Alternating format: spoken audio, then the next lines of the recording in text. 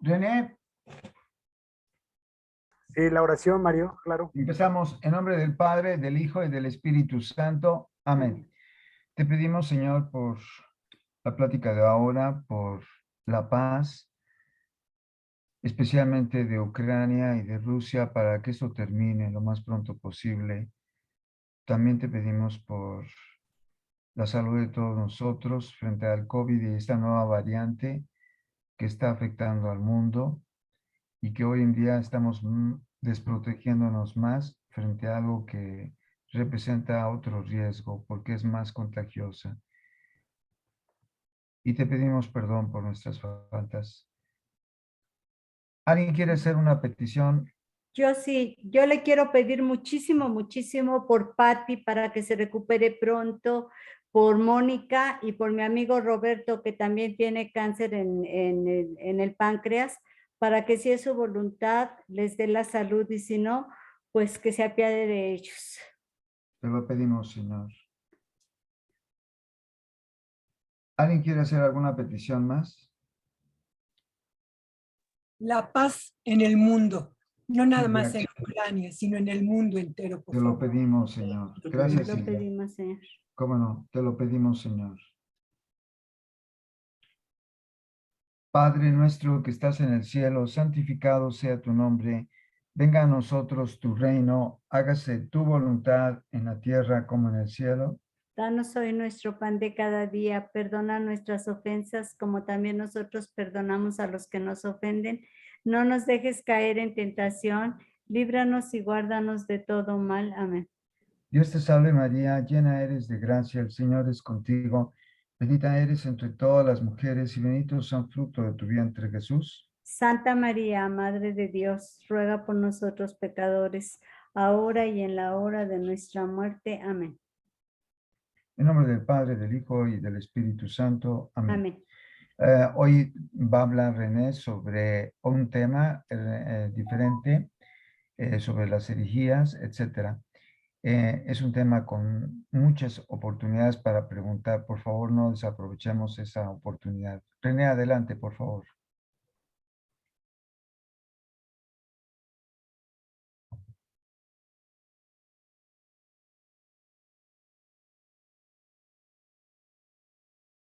Gracias, Mario. Sí, cómo no. Ahí vamos a presentar.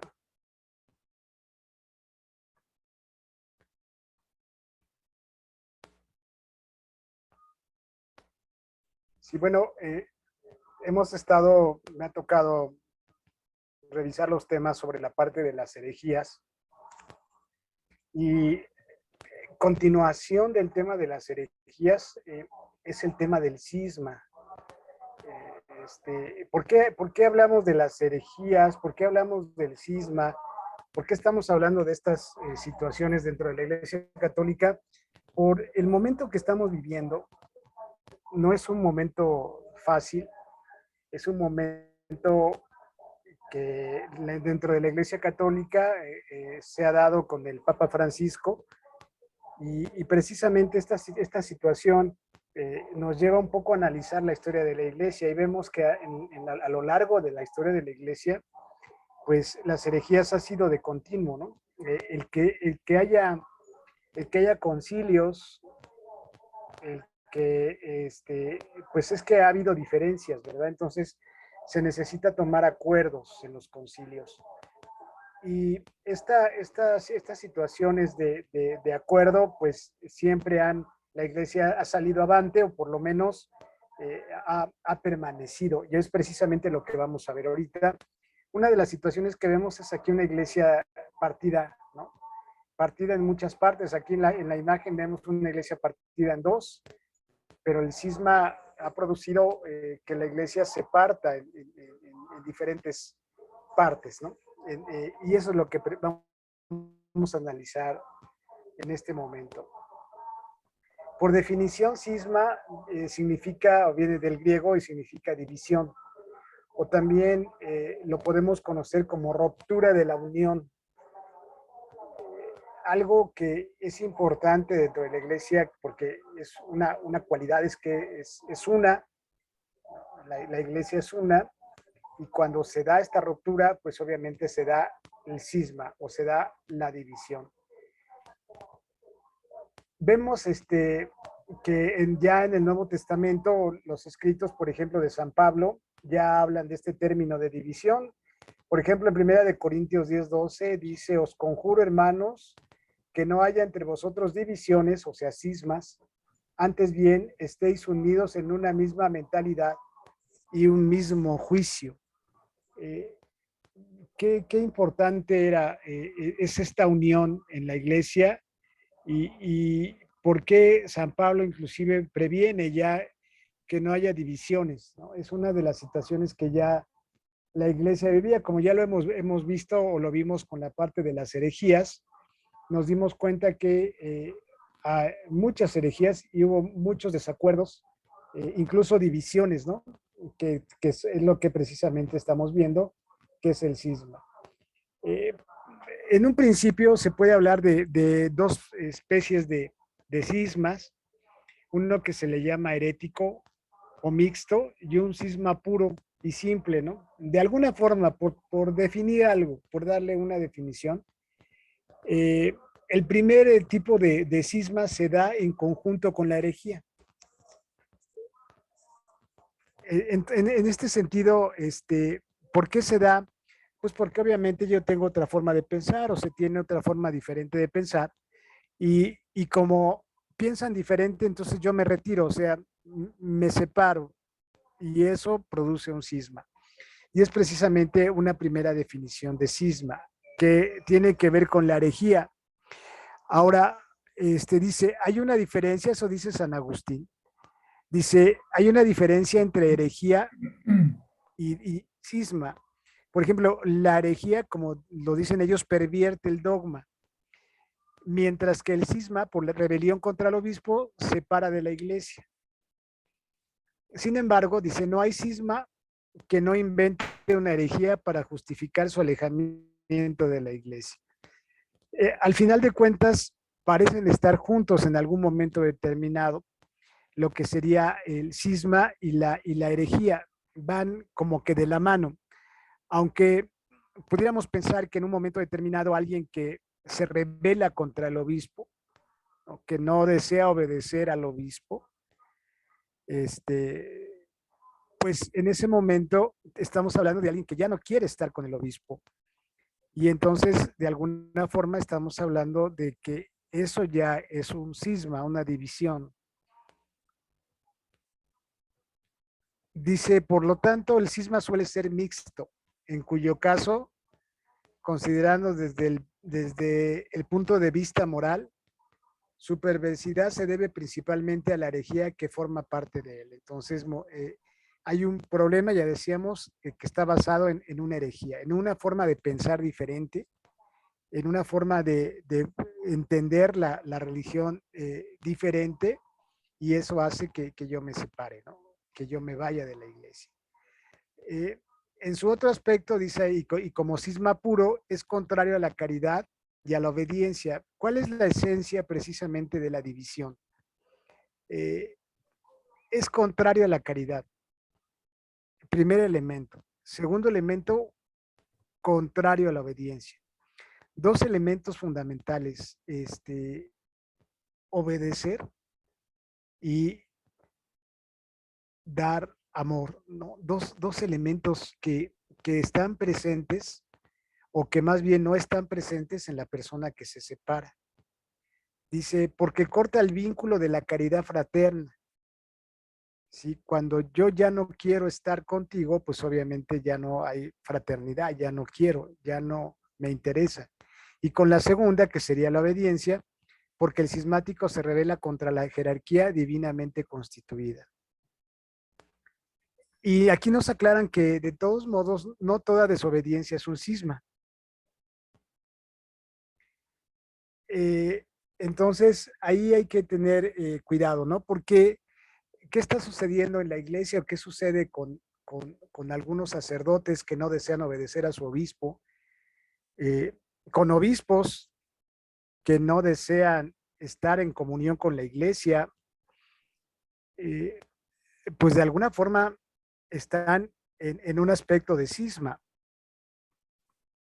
Pero bueno, es lo que vamos a ir analizando poco a poco. Dice que por otra parte, bueno, se convierte en cismático todo aquel que si bien desea seguir siendo cristiano, se revela contra la autoridad legítima, sin llegar al rechazo del cristianismo como un todo. Es decir, pues lo podemos ver en las personas que ya no desean estar en la Iglesia Católica, pues se van, pero sí quieren seguir siendo cristianos, pero no quieren tener una autoridad, ¿no? O no quieren a esa autoridad en particular, por alguna u otra justificación, pero de todos modos se es cismático ya desde ese momento.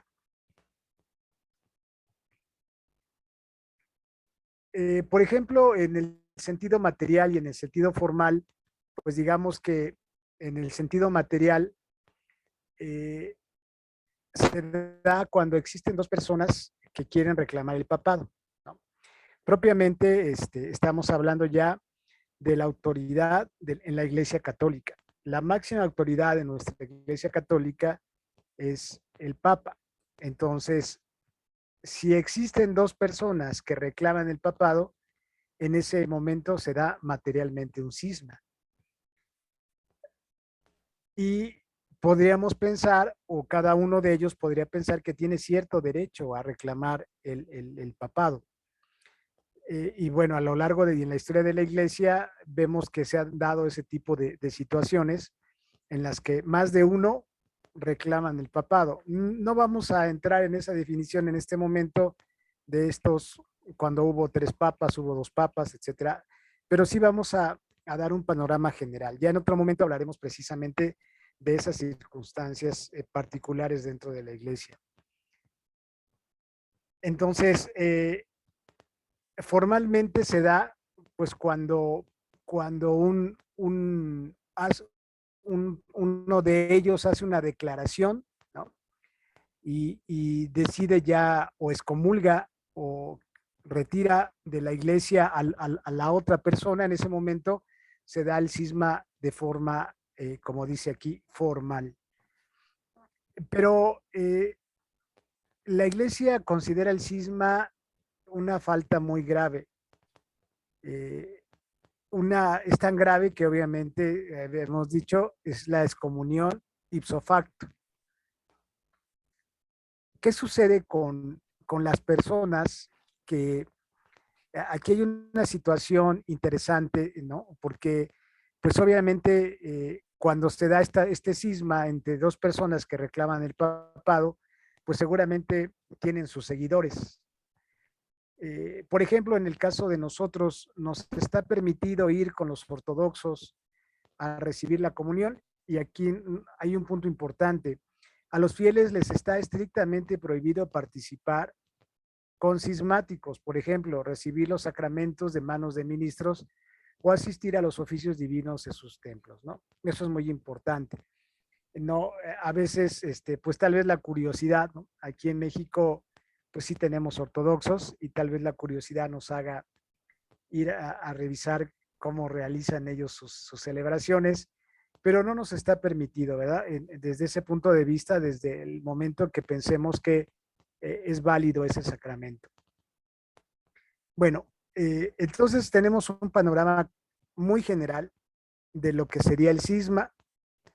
Es una división, es cuando principalmente alguien quiere ser papa y existe otra persona que también quiere ser. En ese momento podemos hablar ya de una división. Y no necesariamente si quiere ser papa o no, simplemente también en estar en desobediencia con su obispo, por ejemplo, algún sacerdote, o algunos obispos en no querer estar en comunión con la demás o con las demás, con los demás obispos, también se da un cisma. En la escritura podemos encontrar que Cristo habla mucho de la unidad, y la parte central o la figura central en la escritura la vemos en San Pedro. San Pedro como fundamento firme. Por ejemplo, en Mateo 16, 18, vemos que Jesús indica la unidad y sobre todo indica esa unidad en una unidad jerárquica. O sea, acuérdense que la iglesia es jerárquica. En la cabeza está el Papa, los obispos, los sacerdotes, y es jerárquica el modo de mando y el modo de gobierno. Y Jesús precisamente deja ese modo. También lo vemos también en San Juan 10, cuando se refiere a los fieles como un rebaño. Tengo otras ovejas que no son de este redil. También debo traerlas y ellas oirán mi voz y habrá un solo rebaño y un solo pastor. Hablamos de un solo rebaño y un solo pastor. Ya Jesús mismo deja entrever precisamente la unidad entre los cristianos. Es algo que quiere Jesús. También vemos en esta cita de Mateo 28, vayan pues y enseñen a todas las naciones, bautizándolas en el nombre del Padre y del Hijo y del Espíritu Santo. Estamos hablando de la unidad de fe, la unidad del culto, también expresado por Jesús. También vemos que en San Juan encontramos, por ejemplo, que Cristo ruega por los suyos y pide que sean uno. Eso lo vemos mucho en el Evangelio de San Juan. Como el Padre y el Hijo son uno. Eso. Y también en Mateo 18, 17, y si no oyeren a la iglesia, sea para ti como gentil o publicano. Es decir, aquellos que no quieren estar en comunión con la iglesia, pues se convierten en personas no gratas, ¿no? Por eso es que también vemos que está la excomunión. En San Pablo también encontramos la unidad de la iglesia. Por ejemplo, nos describe la unidad de la iglesia como un cuerpo, como un edificio. Entonces ya está también esa unidad de la iglesia como un cuerpo, lo vemos en San Pablo. Dice, porque en un solo espíritu fuimos todos bautizados en un cuerpo y todos hemos bebido de un solo espíritu. Porque aún siendo muchos, un solo pan y un solo cuerpo somos, pues todos participamos de un solo pan. También está ya el concepto de la unidad. No el concepto como lo ven los protestantes, en donde cada quien puede realizar su propia secta, cada quien puede tomar su propio camino, y es un sentido de unidad que no es el sentido de unidad que lo vemos nosotros en los evangelios y lo vemos también en las cartas de San Pablo. Un solo cuerpo y un solo espíritu, un solo Señor, una sola fe, un solo bautismo. Es interesante, eso lo encontramos en Efesios, es interesante cómo San Pablo habla precisamente de esta situación de un solo cuerpo y un solo espíritu y un solo Señor. Porque de alguna forma nos hacen mención de la importancia de estar unidos, de la importancia de estar juntos en una experiencia que podemos decir una experiencia de fe o en una relación entre, como se daba entre los apóstoles, ¿no? Que todos se sentían uno. Bien. Además que en esa época empezaron a haber ya las herejías y empezaron a haber separaciones ya en la iglesia. Dice a la carta de Tito, al hombre que es hereje, después de la primera y segunda amonestación, evítalo. Ya se ve desde un momento determinado que aquel que no quiere estar en la iglesia, pues obviamente, pues que no esté, ¿no? De alguna forma. Hay discordias entre ustedes, cada uno de ustedes dice, yo en realidad soy de Pablo, yo de Apolo, yo de Cefas, yo de Cristo. ¿Está dividido Cristo? Entonces Pablo fue crucificado por ustedes o fueron bautizados en su nombre. Aquí es muy interesante ver cómo San Pablo sigue insistiendo en la unidad. Sobre todo en la iglesia de Corinto vemos que se da esta situación de querer estar separados, como que pues cada uno por su parte, cada uno por su lado, sí, todos cristianos, pero yo mejor me quedo con Apolo porque a lo mejor a mí San Pablo no me cayó bien, o a lo mejor Pedro hizo un comentario que a mí no me gustaba y entonces mejor yo me quedo con Pablo. Y este tipo de situaciones de división que lo podemos ver en cualquier familia o en cualquier sociedad en donde no estamos de acuerdo todos, en la iglesia pues obviamente se expresa también y es precisamente lo que el apóstol San Pablo quiere evitar, esta división. Ahora les ruego, hermanos, en el nombre de nuestro Señor Jesucristo, que tengáis todos un mismo hablar y no haya entre vosotros divisiones, o sea, cismas. Antes bien, estéis unidos en una misma mentalidad y un mismo juicio. Qué difícil es esta situación, ¿verdad? Imagínate lo que se nos pide en una misma mentalidad y un mismo juicio. Obviamente esto es obra solamente del Espíritu Santo, ¿verdad? Esta unidad, esta fuerza. Pero al final de cuentas es algo que se nos pide a nosotros, el estar unidos. No solamente dentro de la iglesia, ¿no? Sino también en nuestro ambiente familiar o en nuestro ambiente social, ¿no?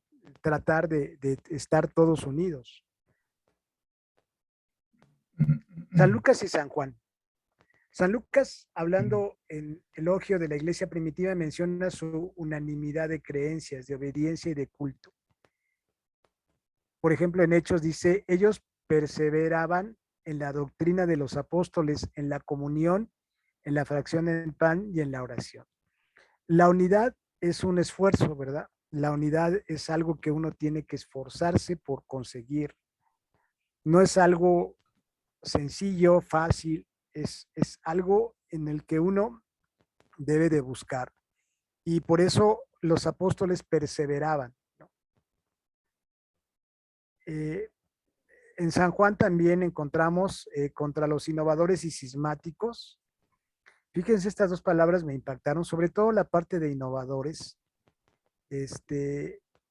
porque en la iglesia en esa época e incluso también en esta, hay gente que considera que las cosas como se hacen hay que cambiarlas, ¿no?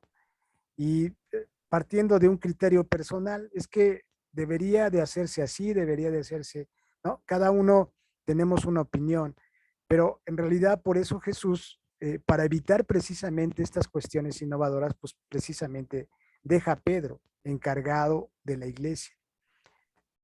Incluso a estas personas innovadoras y cismáticas, en el caso de San Juan, los llama anticristos, ¿no? Estas personas que provocan la unidad, la división, o que están buscando la división, o que son causantes de la división, incluso los llama anticristos, hijos del diablo, hijos del mundo, ¿no? Y pareciera que aquí nos entredeja ver San Juan que precisamente aquel cismático pues tiene una influencia del mal, ¿no? El mal está detrás de esa persona que busca la división.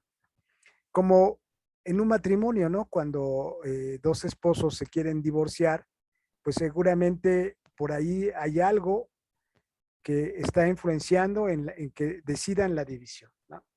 Salvo muchas circunstancias, pero siempre hay una presencia del mal que no quiere la unidad, ¿no? Como dice Juan 17:21, Cristo quiere la unidad, en una canción, ¿no? Que habla de los que la división no es de Dios, ¿no? Es obra de Satanás. Y aquí lo tomamos precisamente directamente desde de San Juan. San Juan lo contempla así, los llama al grado de llamarlos hijos del diablo. Bueno, es fuerte esa declaración de San Juan. Ya en la tradición de la iglesia, vemos, por ejemplo, San Clemente, habla él tiene un tratado, bueno, tiene varios escritos y precisamente él habla de su misión al Eujomenos. El Eujomenos era el título, bueno, era una persona jefe de un monasterio. Entonces, ya él decía que se necesita obediencia a esta persona, ¿no? Es un pecado grave, dice, despreciar su autoridad es un pecado grave. Ya lo decía San Clemente, la razón fundamental para que todo esto es el orden jerárquico divinamente instituido. Entonces, la obra de Cristo o la obra que dejó Jesús con sus apóstoles es precisamente una iglesia jerárquica a la cual nos debemos en sumisión, como dice la palabra sumisión, o obediencia también le podemos decir. San Ignacio, por ejemplo, nos habla también de la necesidad de la unidad y del peligro del cisma. Ustedes no deben aprovecharse de la edad de su obispo, sino teniendo en cuenta el poder de Dios Padre, muéstrenle todo tipo de respeto como lo hacen los santos sacerdotes. Entonces ya se hablaba de sacerdotes que no querían obedecer a su obispo, tal vez porque lo consideraban una persona ya muy grande. Híjole, bueno, ahorita actualmente en la iglesia, pues el obispo dice una cosa y los sacerdotes dicen otra, y es una situación muy extraña que uno alcanza a percibir cuando uno convive con sacerdotes, se da uno cuenta de la situación interna, ¿no? Dentro de la iglesia. Pero bueno, es una lucha, ¿verdad? Y hay que perseverar en la unidad, a pesar de inclusive no estar de acuerdo, o de inclusive pensar que a lo mejor el obispo que me dio la orden, pues como que no está muy bien el obispo, ¿no? Aquí nos habla precisamente ya por ejemplo, del obispo dice, no deben aprovecharse de la edad de su obispo. Ya habla de situaciones más concretas y más serias. Por ejemplo, también tenemos la opinión de Clemente de Alejandría, Orígenes y Tertuliano. Aquí Clemente de Alejandría nos habla de la reunión de todos aquellos a quienes Dios desea salvar. Es decir, la iglesia es la ciudad del Logos que debe ser buscada porque es la reunión de todos aquellos a quien Dios quiere salvar. Y este es muy bonito porque Dios nos quiere salvar en unidad, en comunidad. Sí, ciertamente la salvación es personal, pero aquí ya vemos en la tradición de la iglesia que hay una opinión de que nos quiere salvar en comunidad. Jesús también decía que todos los que tú me diste, ¿verdad? Que no se me pierda ninguno de todos los que tú me diste. Vemos aquí también Orígenes, nos habla de la iglesia que es la ciudad de Dios, que nadie se ha engañado. Fuera de esta morada, esto es, fuera de la iglesia, nadie se salva. Si alguien la deja, él mismo será responsable de su muerte. Entonces, fíjate cómo esta situación del papado, de la unidad, ahora nos habla de la iglesia, nos habla de una comunidad. Dios nos quiere salvar en comunidad y fuera de esa comunidad que es la iglesia, aquí habla Orígenes, nos dice que no hay salvación, salvo lo que nos había platicado Mario, ¿verdad? De cómo podemos ser salvos sin estar exactamente dentro de la iglesia. Bueno, seguimos con Tertuliano. Condena toda separación de la iglesia existente. Es famosa su de prescriptionibus, que es una receta contra los herejes. Dice que la tesis fundamental de la obra, inferida de su mismo título, se resume de la prioridad de la verdad y de la relativa novedad del error. Si el Señor Jesucristo envió a sus apóstoles a predicar, debemos concluir que no debemos recibir a otros predicadores más que a los nombrados por Él. Lo que ellos han predicado, en otras palabras, lo que Cristo les reveló, solamente puede ser establecido por las iglesias fundadas por los apóstoles mismos, a quienes ellos predicaron el evangelio, la palabra, y por escrito. Porque hubo momentos en que muchas personas se decían cristianos y no enseñaban lo que enseñaban los apóstoles. Por eso es que las iglesias fundadas por los apóstoles tenían el verdadero peso establecido, ¿verdad? O el verdadero valor. Y aquí Tertuliano hace hincapié precisamente en esa situación. Entonces, cualquier otra iglesia que no sea fundada por los apóstoles es una iglesia que no está en comunión con Cristo o no transmite lo que Cristo reveló. Y si no te transmiten lo que Cristo reveló, no tienes el alimento para la vida. Y si no tienes el alimento para la vida, pues obviamente entonces vas camino a la muerte, ¿no? De ahí que precisamente Orígenes dijera, él mismo será el que se aleja de la iglesia, él mismo será responsable de su muerte, porque no está en el lugar en donde puede encontrar la salvación. Hay otros escritos en donde no solamente nos hablan de la iglesia, sino también nos hablan de Pedro. Todos consideran a Pedro como el fundamento de la iglesia, el príncipe de los apóstoles, que fue constituido cabeza para atar cualquier intento de cisma. Por ejemplo, San Ambrosio dice, donde está Pedro, ahí está la iglesia. Donde está la iglesia no hay muerte, sino vida eterna. Seguimos con este concepto, ¿no? La pregunta sería, ¿qué pasaría hoy en la iglesia si hubiera un cisma? ¿Con quién me voy? ¿No? ¿Me voy con A o me voy con B? ¿Quién es el verdadero? ¿No? Bueno, esos son preguntas muy, muy importantes que qué bueno que no tenemos que hacérnoslas en este momento, pero me imagino que aquellos que vivieron los cismas con varios papas, pues tuvieron esa situación, ¿no? Pero al final de cuentas, la cabeza es Pedro. Por ejemplo, en el caso de los ortodoxos, pues la cabeza es Pedro y que estaba en Roma. Entonces es obvio que ellos sí tenían una visión, pues si no tan clara, un poquito más clara de quién sí era el sucesor de Pedro, ¿verdad? San Jerónimo, por ejemplo, el hombre que permanece en unión con la cátedra de Pedro, ese es aceptado por mí. Ya de entrada, San Jerónimo habla precisamente de como Pedro como fundamento de la iglesia. Dice San Optato que estar fuera de la comunión romana es estar fuera de la iglesia, pero pone especial énfasis en la autoridad jurisdiccional y docente del centro de la unidad. Debemos recurrir a tu clemencia, rogándote que no dejes que sean perturbadas las cabezas del mundo romano, la Iglesia romana y la Santísima Fe Apostólica, porque de ella deriva todos los derechos de la comunión católica. Ambrosio. Yo, que no sigo otra guía que Cristo, estoy en comunión con su santidad, esto es, con la cátedra de Pedro, con lo que enseña Pedro, ¿no? Yo sé que la iglesia está construida sobre esta roca. Quien quiera que participe del Cordero fuera de esta casa comete sacrilegio.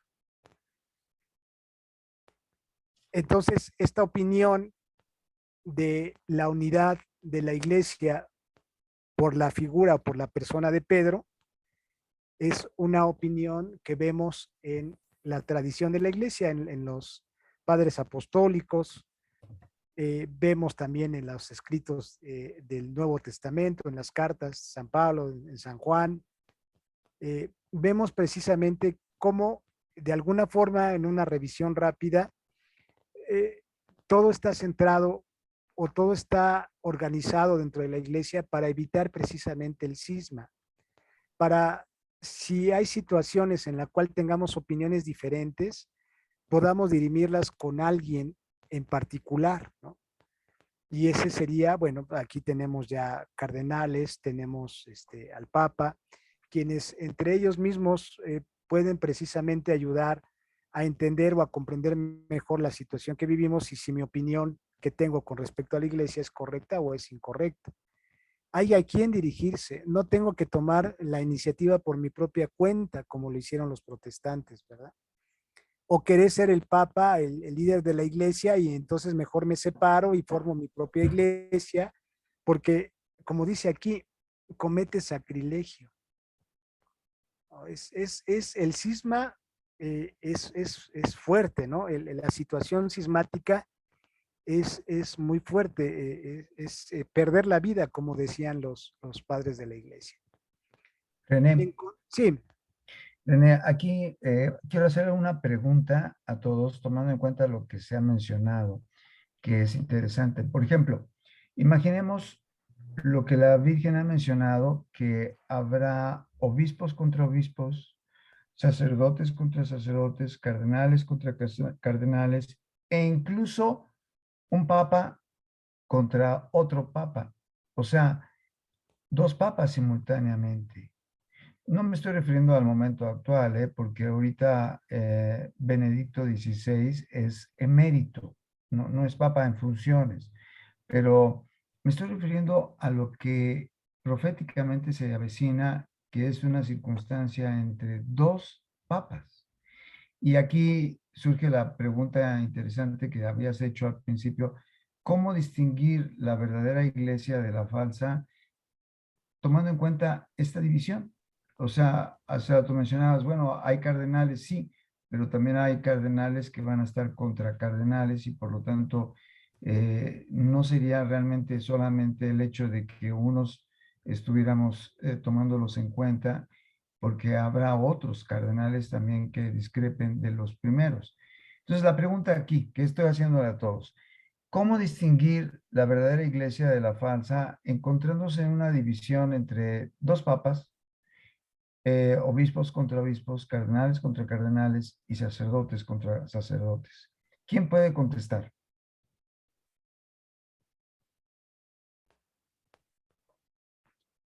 ¿Cómo fue la pregunta?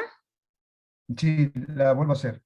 ¿Cómo distinguir la verdadera iglesia de una falsa en el momento en el que nos encontremos con dos papas, obispos contra obispos, sacerdotes contra sacerdotes, cardenales contra cardenales, y que en un momento dado digamos, bueno, es que habíamos dicho que seguir al Papa es la guía predominante, sí, pero habrá un momento en que habrá dos papas y habrá esa división entre obispos, cardenales y sacerdotes. ¿Cómo distinguir la verdadera iglesia de la falsa?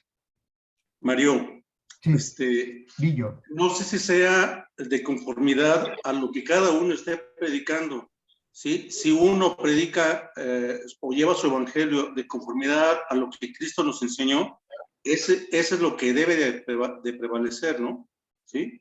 El que esté el que esté más de conformidad con la palabra que Cristo nos haya dejado. No sé si Sí, sea por cómo ahí. no, indudablemente, Villo, tienes toda la razón, por supuesto que sí. O sea, por ejemplo, ¿qué grupo, dígase, qué grupo de obispos, qué grupo de sacerdotes, qué papa está siendo fiel a la palabra de Dios revelada? Me estoy refiriendo a la Biblia, como tú lo comentaste. Eso es cierto, ¿eh? Tienes toda la razón. O sea, ese es un punto importante para saber cuál es la verdadera iglesia de la otra, pero hay otro. ¿Cuál es? La Santísima Virgen, que esté la Santísima Virgen presente.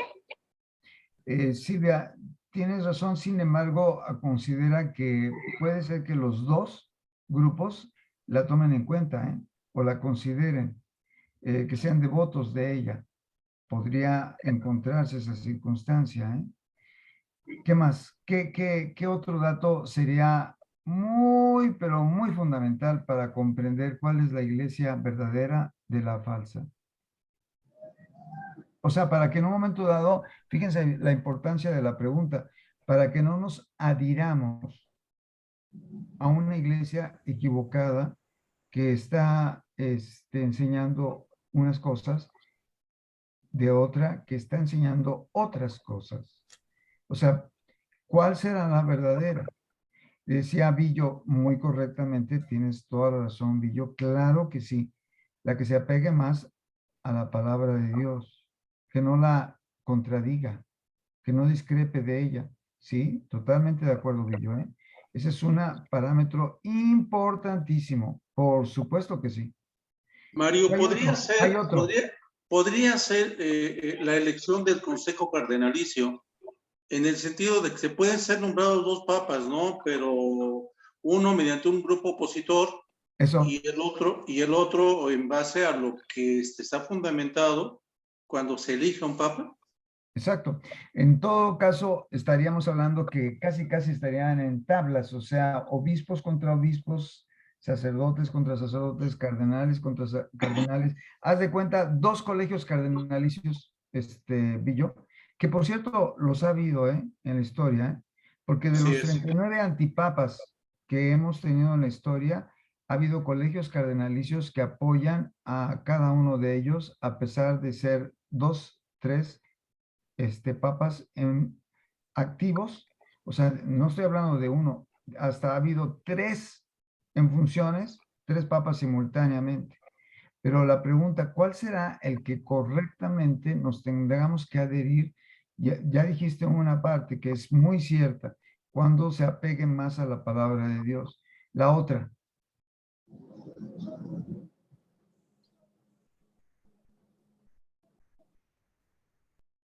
es muy fácil. Miren, la otra es que ¿cuál grupo se apega a la tradición y magisterio de la iglesia? O sea, la iglesia no se formó el año pasado, no, tiene 2000 años y tiene 2000 años de tradición y magisterio.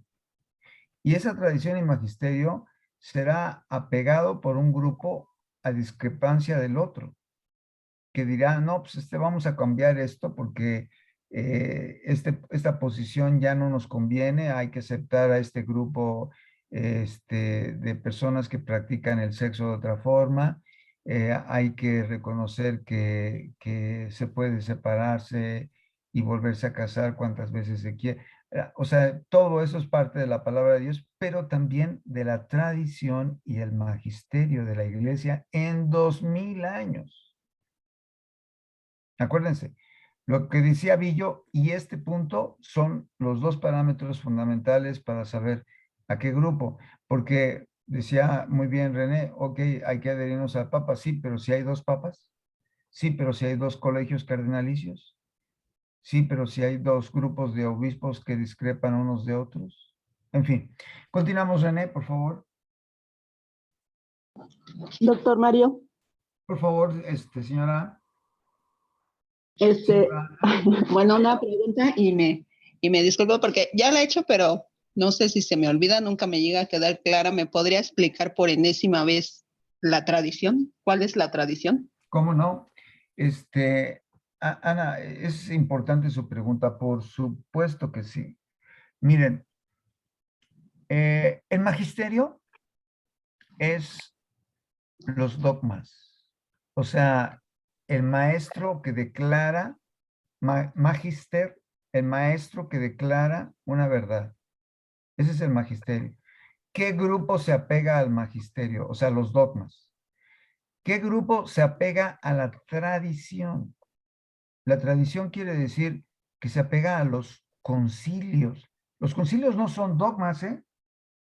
Son simplemente enseñanzas que en los concilios enseñaron y que finalmente el que se apegue a esa tradición diferente del magisterio, fíjense bien, dos cosas diferentes, tradición y magisterio. Entonces, ese grupo será el que correctamente debamos de seguir. Por eso es tan importante este tipo de instrucción, porque de otra manera, créamelo, se vive muy a la deriva. Como decía el Papa San Pío Oye, X, hija, hay gente que ve a nada ver qué más, quiere tu tío Ricardo, me está marcando. hay gente que nada más, tiene prácticas devotas y cree que es suficiente con ir a misa y con rezar su rosario. Y eso no es suficiente. Precisamente por no ser suficiente, muchas personas, ante una situación de un cisma, que por cierto viene de chisma, chisma quiere decir división, quedan en un grupo contrario a la palabra de Dios y contrario a la tradición y el magisterio. Por eso todas estas preguntas que surgen, la que yo estoy haciendo, la que está haciendo la señora Ana, etcétera, enriquecen el comportamiento y el criterio de nosotros para saber y tener luz en esos momentos. Gracias. Continuamos, René, por favor. Y entonces, en forma general, vemos que la figura del Papa, el pertenecer a la Iglesia, es estar en la unidad. Fuera de la Iglesia es estar en división, en cisma. No aceptar la autoridad del Papa también es estar en cisma. Ahora, ¿qué se dice o qué dicen aquellas personas que se separan de la Iglesia? Por ejemplo, algunos han reclamado la introducción en la Iglesia de abusos, ¿no? O sea, alguien ve abusos y dice, no, yo me separo, esta no es la Iglesia. Novedades dogmáticas, cosas nuevas que a lo mejor antes no existían y que ahora están y que no, yo me separo. Supersticiones. Entonces, son como excusas como para decir, por eso me separo, por eso no quiero estar en esta iglesia, porque hay cosas que no están bien, entonces mejor me alejo. Y ahorita viene a la mente la imagen de San Francisco, Santo Domingo de Guzmán, dos personajes que conocieron y vieron cómo era el comportamiento de los clérigos en aquella época y aún así no decidieron de separarse de la iglesia, al contrario, vivieron con más amor su fe y con más entrega su fe. Y bueno, contra los cismáticos la figura de San Francisco y Santo Domingo es una figura muy, muy importante. Otros cismáticos han alegado que los artículos del credo se dividen en fundamentales y no fundamentales, ¿no? Como para decir, bueno, es que hay unas cosas que son importantes y otras no son tanto. Y otros que, por ejemplo, los anglicanos, ¿no? Ellos decían, bueno, nosotros estamos en la media, no somos ni protestantes, ni somos como la Iglesia Católica, estamos a la mitad, pues somos la vía más importante. Era una forma en que ellos justificaban o los anglicanos justificaban haberse separado de la Iglesia, ¿no? Que ellos eran pues más perfectos que los católicos y no tan imperfectos como los demás que se habían separado. Bien, ahora aquí en esta imagen podemos ver lo que ha sucedido a lo largo de la historia. La iglesia ha tenido muchos cismas. Aquí nada más vemos algunos, pero hay más todavía. Va a depender obviamente de la cantidad de feligreses o de la importancia de la iglesia. Los primeros que se separaron de la iglesia fueron los nestorianos. Después fueron los monofistas. En otro momento fueron los ortodoxos en el 1054. Después se separaron los protestantes en el siglo XV. Y por ejemplo tenemos varias divisiones. Lo interesante aquí es que de esas ramas que se separaron de la iglesia, algunas de esas ramas regresaron a la iglesia católica. Por ejemplo, de los nestorianos, la iglesia caldea, de la iglesia copta, los coptos católicos, de los armenios ortodoxos, los armenios católicos, de la siriaca, los siriacos católicos, de los ortodoxos, que son autocéfalos, o sea, cada quien es la cabeza de su iglesia, los griegos católicos, los melquitas y los maronitas, ¿no? Vemos cómo, a pesar de esa división, algunas de esas iglesias prefirieron mejor regresar a la iglesia católica y, como lo habíamos dicho, aceptar al Papa como cabeza. Lo que no han hecho los protestantes, ¿verdad? Los protestantes, como los luteranos, los anglicanos y todas las iglesias evangélicas, pues ellos se siguen dividiendo aún todavía. El cristianismo es una de las religiones que más se ha dividido, también las otras religiones, pero bueno, hablando propiamente del cristianismo, ha tenido muchas divisiones, como lo vemos en esta imagen. Y por ejemplo, aquí nos hablan de la Iglesia Católica en la parte del Mediterráneo, domina casi todo el Mediterráneo, mientras que las ortodoxas se van hacia la parte de Rusia, de Grecia y de los Balcanes, ¿no? Ahí están las iglesias ortodoxas. En los países árabes también, aunque hay menos católicos, y las iglesias protestantes en el centro y norte de Europa, ¿no? Inician su división. ¿Cuáles fueron las principales disputas que hicieron que se separaran aquellas iglesias? Por ejemplo, hay disputas teológicas y principalmente una de ellas fue la naturaleza de Cristo, como ya lo habíamos visto. La primera en separarse fue la iglesia siria o nestoriana, que asegura que la naturaleza divina humana de Jesucristo existen de forma separada. Un dogma considerado hereje para todas las demás. Esta iglesia hoy solo sobrevive en Irak y los países vecinos. Los monofistas eligieron la vía opuesta. En lugar de atribuir a Jesucristo una naturaleza divina unida a otra humana, postura de la Iglesia Ortodoxa y Católica aseguran que la humana está asimilada en la divina. Los católicos aseguramos que es dos naturalezas, ¿verdad? El cisma entre la Iglesia Católica y la Ortodoxa, en cambio, surgió en el siglo XI tras una lucha de poder entre el primado de Roma y el de Constantinopla. De ahí que las diferencias dogmáticas entre ambas son escasas y se manifiestan sobre todo en la liturgia, es decir, forma de celebrar la misa. La Iglesia Católica reconoce las entidades ortodoxas como representantes del cristianismo y acepta la celebración de las misas conjuntas.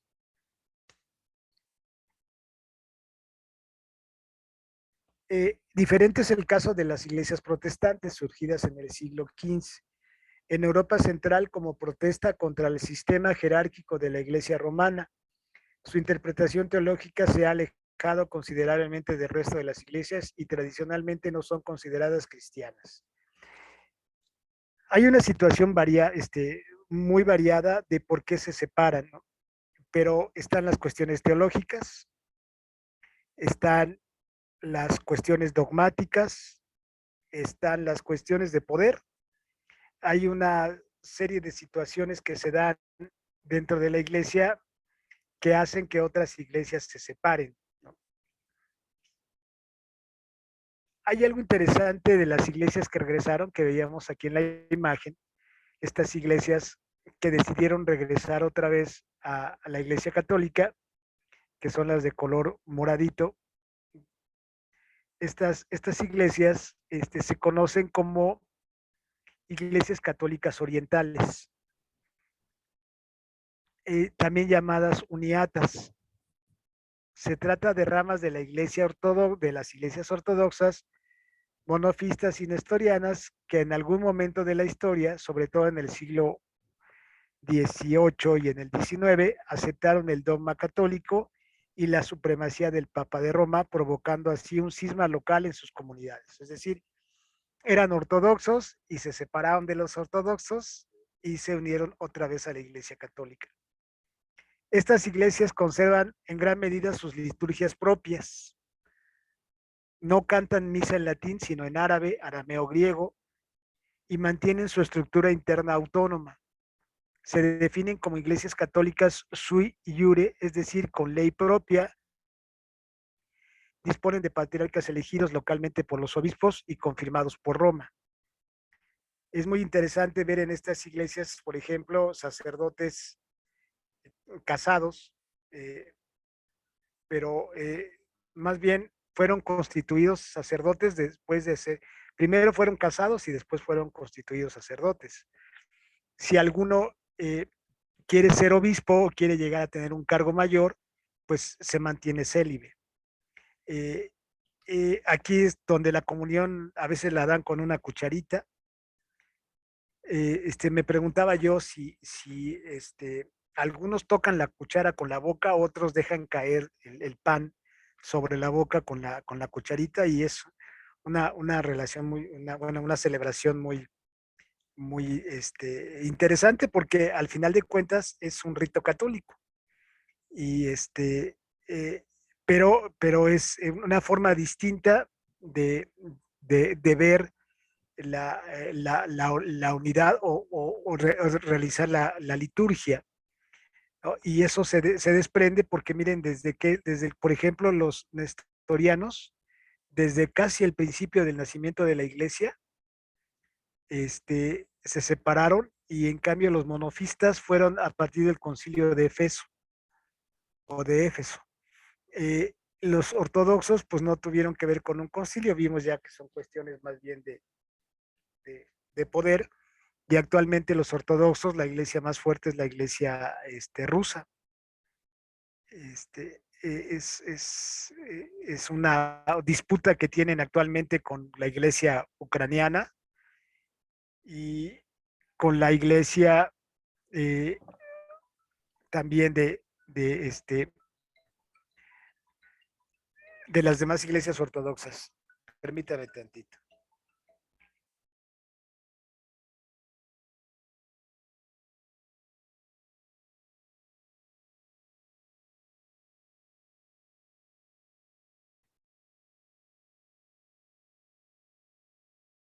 Entonces tenemos todavía,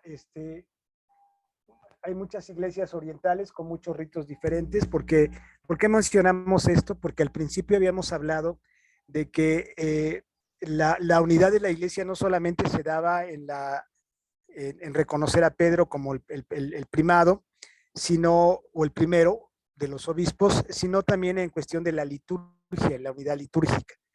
Obviamente, si nosotros partimos de esto y vemos iglesias católicas orientales y de repente nos encontramos con una liturgia un tanto distinta a la que nosotros realizamos, pues podríamos pensar que son iglesias cismáticas. Pero obviamente, pues sí, se confunden estas iglesias orientales católicas con las iglesias ortodoxas. Al final tenemos un mapa mundial en donde podemos visualizar más o menos la distribución de cómo se dan actualmente los cristianos en el mundo. Por ejemplo, vemos los católicos que son de color, no sé si guinda sea el color correcto, pero vemos dónde están los católicos. Por ejemplo, los luteranos, en donde se encuentran los anglicanos, mormones, otros, los ortodoxos, por ejemplo, los bizantinos, de rito bizantino, pues los vemos aquí en Rusia, ¿no? Toda esta parte, los coptos o otro tipo de ortodoxos, los vemos en color más morado, más fuerte, y tenemos ahí pues más o menos una distribución de las religiones también. Bueno, aquí no hay presencia, si te fijan en esta parte de aquí casi no hay presencia cristiana. Claro, sí la hay, pero en minorías, o iglesias muy, muy pequeñitas que pues prácticamente no figuran en el mapa. Ahí lo abarca el Islam. Sí, exacto. Tenemos el Islam aquí y pues al final de cuentas, pues precisamente el cisma es una situación que se ha dado, no debe de espantarnos si se diera. Más bien debemos estar en continua oración y como decía el doctor Mario exactamente, pues tenemos que, si en algún momento determinado, si el problema fuera el Papa, pues siguiendo al Papa, y donde está el Papa está la Iglesia. El problema es cuando hay dos papas, ¿no? Esa es una situación complicada, pues para los que están o los miembros dentro de la Iglesia, ¿no?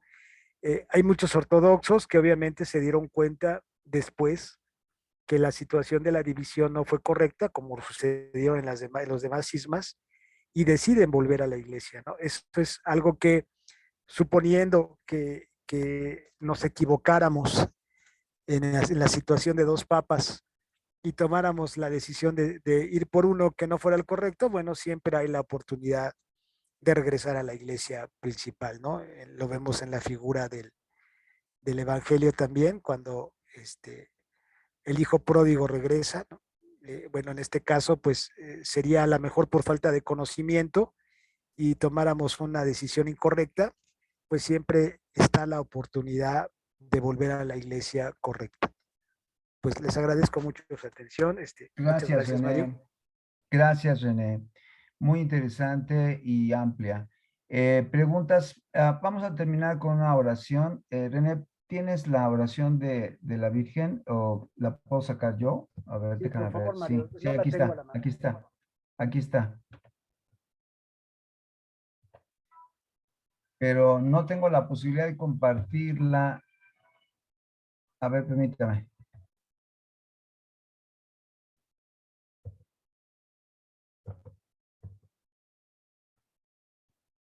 Nada más, yo creo que la van a oír porque no la tengo la posibilidad de compartirla.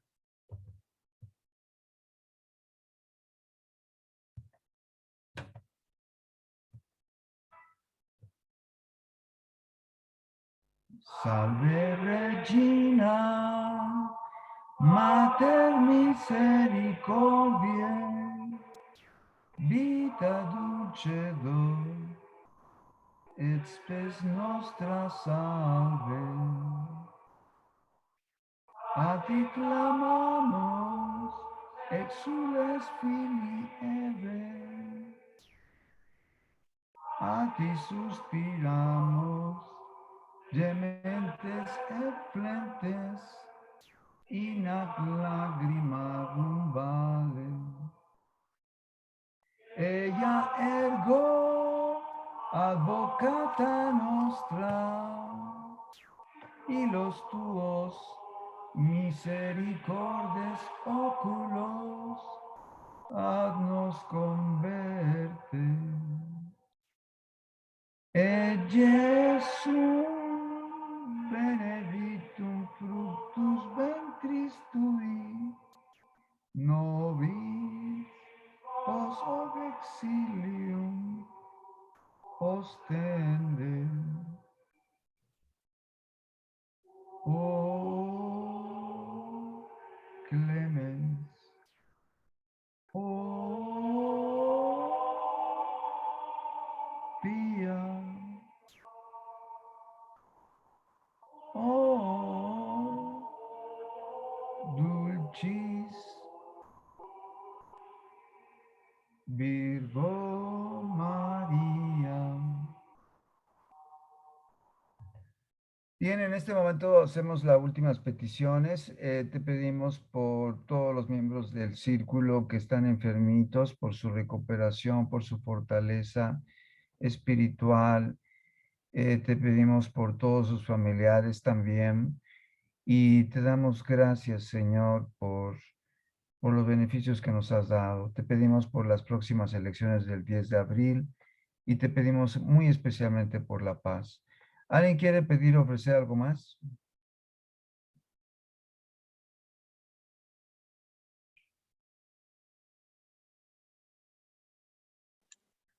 Muy bien.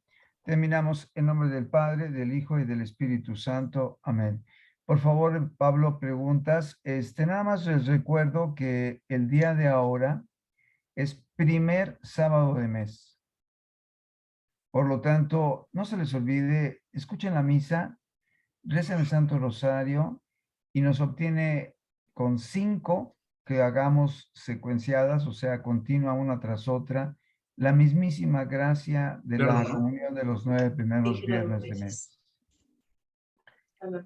También habíamos comentado que cercanas a las elecciones íbamos a dar una opinión y estamos muy cerca de las elecciones, el 10 de abril, y esta es la última clase, por lo tanto, esta es la más conveniente para hacerlo, porque el próximo sábado, los próximos 2 sábados, son de Semana Santa y por lo tanto no vamos a tener círculo.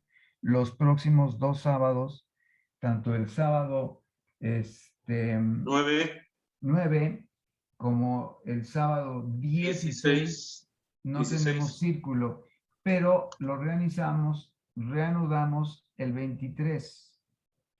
Y por lo tanto, hoy es el día en que podemos hacer el comentario sobre las elecciones. Miren, es una opinión, cada quien toma su decisión. Nadie se puede ver forzado a A o B. una opinión.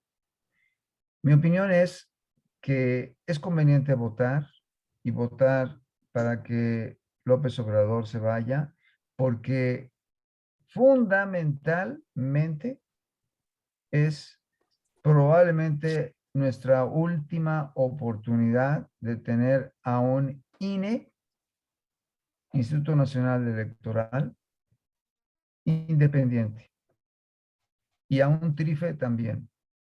Él ya ha declarado reiteradamente, aprovechando que el próximo año varios de sus miembros del INE van a terminar su periodo, que vayan a ser electos de manera popular, lo cual es contradictorio a las leyes que actualmente tenemos, porque la elección popular nosotros ya sabemos a mano alzada cómo lo ha hecho López Obrador a favor de lo que él quiere.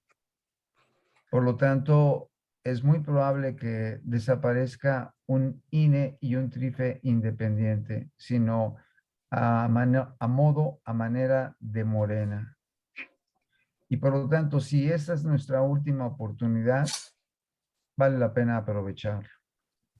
Comprenderán que es algo sólido. O sea, no se trata de la pasividad. Se trata de algo que representa una opción que pueda realmente rescatar a nuestro país de un socialismo y de un comunismo al que claramente López Obrador se inclina. Lo vemos ahorita, por ejemplo, con Putin. Acaban de hacer en la Cámara de Diputados una alianza de los partidos de Morena y Verde de amistad con el pueblo ruso, cuando está persiguiendo a Ucrania. Con esto comprenderán que definitivamente no se habla de una actitud democrática, sino como la que son sus amigos, la de Venezuela, la de Cuba, la de Nicaragua, y que ha claramente manifestado. Por lo tanto, manifestemos nuestro deseo de que nuestro país no sea un país comunista y aprovechemos esta oportunidad. Pero recuerden, cada quien tiene su responsabilidad para hacerlo. Se pueden escuchar opiniones y se pueden hacer preguntas de cualquier tipo, como siempre. Preguntas, Pablito, por favor. Muy buenas noches a todos. Soy Josué Molina, el hermano de Pablo. Pablo se tuvo que retirar, pero bueno, estaré aquí apoyándolo en lo que yo pueda. Y bueno, aquí vi yo tengo una pregunta, dice: buenas noches a todos. ¿Qué pasa con la masonería dentro de la Iglesia Católica, que trata de crear división y problemática dentro de la Iglesia? En este aspecto, ¿también se considera como cisma? ¿Y dentro de qué tipo de cisma cae en su caso?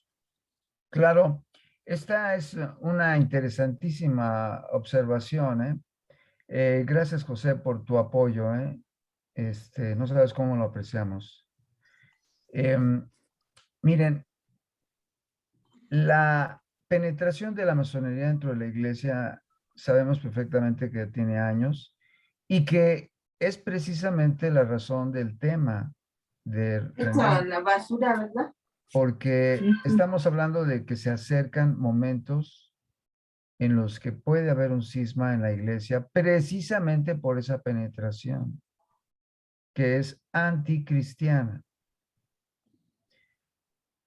Así que tenemos que estar conscientes de ese riesgo y cuando se dé, no nos escandalicemos, porque es parte de lo que profetizó la Virgen en varias apariciones, incluyendo Fátima, en donde ella mencionó que habría obispos contra obispos, cardenales contra cardenales, etc. Y esa es precisamente una división, un cisma. Pero recuerden las claves para saber cuál es la verdadera. Así que esa penetración sí tiene que ver precisamente con un posible cisma que se acerque a nuestra iglesia y que no nos debe extrañar y que no nos debemos escandalizar, sino debemos de prepararnos para ser fieles a la iglesia que se apegue a la tradición y al magisterio y a la palabra de Dios, como lo dijo Billo. José, ¿tienes otra pregunta? Mario, perdón. Sí, Sí. Billo. Hablaba aquí hace rato, René, de un aspecto muy importante. Tuve la oportunidad de convivir y tener amigos diáconos y también sacerdotes, pero es una pena que caiga la iglesia dentro de ese rechazo, digámoslo así, de aquellos sacerdotes humildes, de aquellos sacerdotes que están trabajando con ahínco. Y él lo decía, ¿no? Hay una desobediencia al Papa, hay una desobediencia yo como vicario al cura, hay una desobediencia entre esa hermandad que debemos de tener, inclusive dentro de los laicos, dentro de los diferentes grupos de culto que hay dentro de la iglesia, hay mucha división y hay mucho protagonismo en el sentido de que yo quiero ser más que los demás, ¿sí? Aunado a todo esto, a lo que decíamos que deberíamos estar unidos, Dios nos enseñó prácticamente el amor y nos enseñó la humildad, que creo que para mí son las dos condiciones o aspectos relevantes de la enseñanza de Jesús. Mas, sin embargo, hay sacerdotes, hay obispos, hay laicos que fomentamos también esa desunión, Mario, ¿sí? En ese sentido, ¿qué a qué grado podríamos tener para tener un tipo de cisma secundario o paulatino, o no sé cómo llamarle? Claro. Billo, es parte precisamente de la pregunta anterior, que nos acercamos a un momento muy difícil dentro de la iglesia y que no nos debe de extrañar precisamente por ese protagonismo, por esa actitud soberbia de obispos, de sacerdotes, que creen saber más que la iglesia milenaria que felizmente pertenecemos, y que no nos debe de extrañar esta situación porque precisamente por eso surgen las profecías, por eso nos advierte todo esto la Virgen, para que en un momento dado no nos escandalicemos y no sea motivo para que nos alejemos de la iglesia, sino al contrario, seamos fieles a ella, a la parte de la iglesia que tenga esas características que hemos mencionado. Y sí es cierto, Guillo, o sea, ese tipo de actitudes son las que favorecen la división. En el caso mío, Mario, yo estuve trabajando muy arduamente dentro de los diferentes tipos de parroquias que he participado. Sin embargo, en la última me he encontrado con ese protagonismo y voy y es pleito y voy y tú quieres hacer esto o tú quieres hacer aquello. Es muy complicado. Entonces, yo ya, por ejemplo, yo ya soy un cristiano que no me meto mucho en esos grupos, mas sin embargo estoy dentro de la comunidad católica participando en lo que yo más pueda dentro de la iglesia. No me estoy escandalizando, mas sin embargo no estoy entrando yo en ese juego, ¿sí? De protagonismo. Yo siempre lo decía, oye, deja que los nuevos integrantes se suman, por ejemplo, al acolitado, que se sumen a las lecturas, y no, siempre eran los mismos, yo esto, los clásicos yo. En ese sentido, estamos haciendo mal nosotros que ya no tenemos una vida tan activa dentro de la iglesia. No, de ninguna manera, yo no creo que pueda ser calificado como algo negativo. Yo creo que es algo más bien prudente. Okay. Prudente porque no tomas esa decepción como un motivo para alejarte. Nunca. Sino como tú dices, para apoyar de una manera sensata y sobre todo que no friccione y que no termine por originar un pleito que sería inútil, etcétera.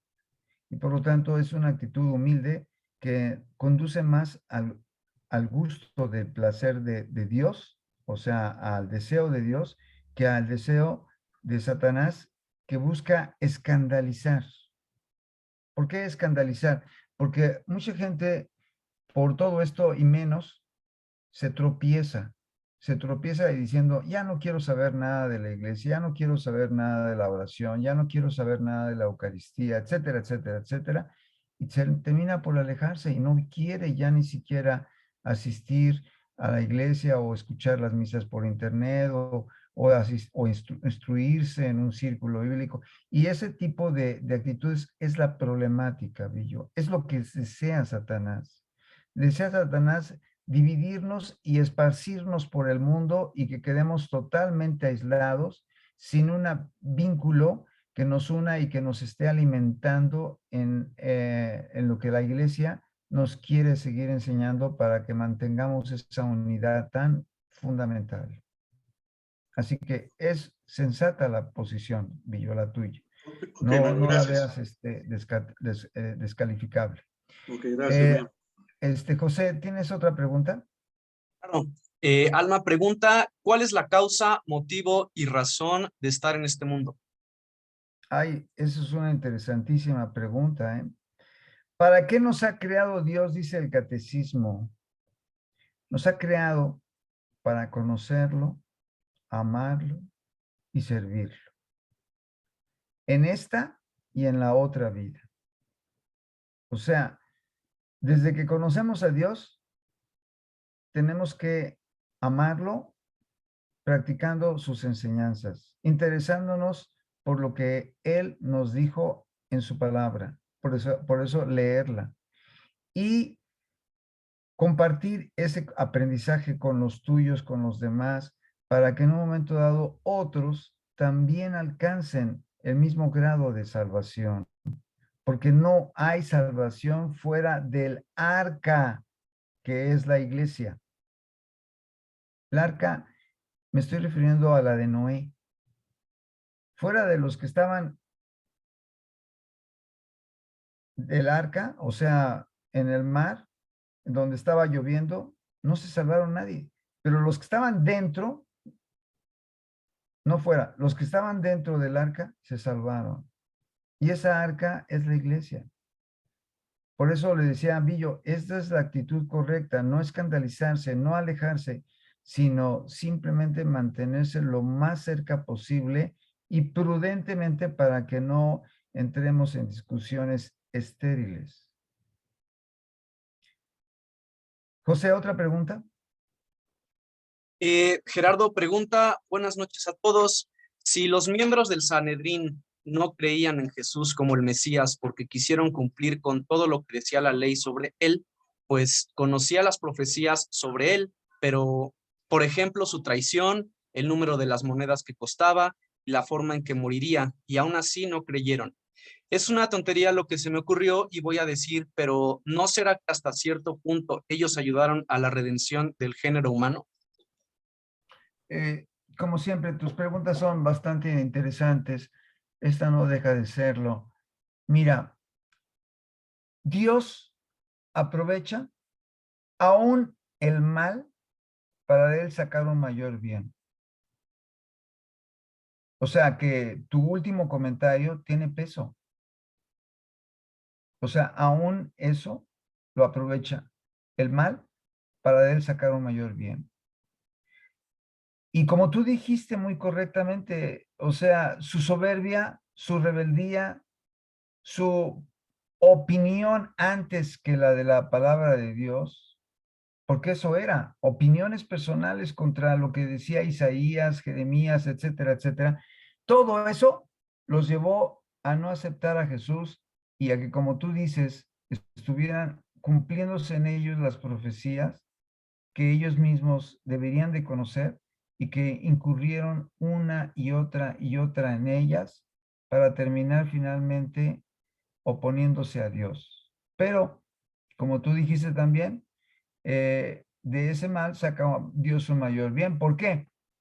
Porque el rechazo de los judíos a Jesús hizo que se volteara el evangelio hacia el mundo, hacia los paganos, que somos nosotros.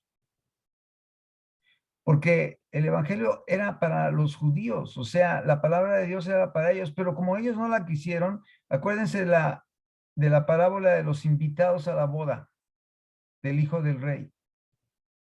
invitó a los que eran suyos, a los que eran de su reino, pero no quisieron asistir. Y entonces dijo, oye, ya está preparada la cena, ya está preparada la boda. Entonces, ¿qué vamos a hacer? Pues sal, invita a todos los que están afuera, a los que no están en el reino, y tráetelos. Pero hubo quienes entraron sin traje.